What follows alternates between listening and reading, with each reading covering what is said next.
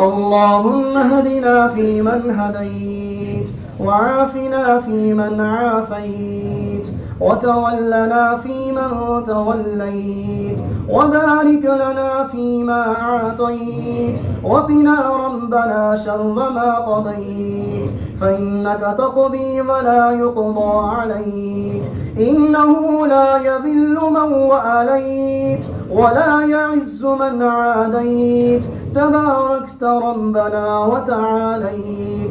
نستغفرك ونتوب إليك، وصلى الله على النبي الكريم. اللهم اغفر لنا وللمؤمنين والمؤمنات والمسلمين والمسلمات، اللهم ألف بين قلوبهم واصلح ذات بينهم، وانصرنا على عدوك وعدوهم. حسبنا الله ونعم الوكيل، ونعم المولى ونعم النصير. اللهم انقذ المسلمين في كل مكان، اللهم كن لهم عونا ونصيرا. اللهم ربنا عز جارك وجل ثناؤك وتقدست أسماؤك، اللهم لا يرد أمرك ولا يهزم جودك، سبحانك وبحمدك.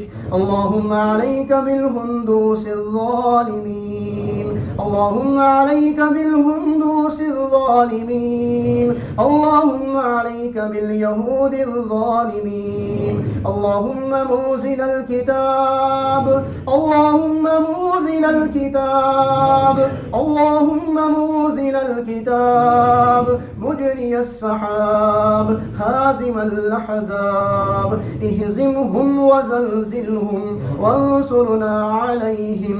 اللهم أرنا فيهم عجائب قدرتك، قتلة الرسل والأنبياء، ظلمة العزى للأبرياء. اللهم حرر المسلمين في كل مكان يا ذا الجلال والعزة. اللهم بدل خوفهم أمنا، اللهم بدل خوفهم أمنا، اللهم بدل خوفهم أمنا يا ذا الجلال والعزة.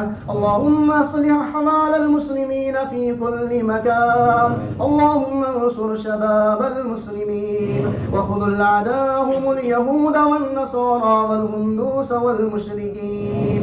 اللهم شتت شملهم ومزق جمعهم، وخالف بين كلمتهم، وامح آثارهم، واقطع دابرهم، وأنزل بهم بأسك الذي لا ترده عن القوم المجرمين.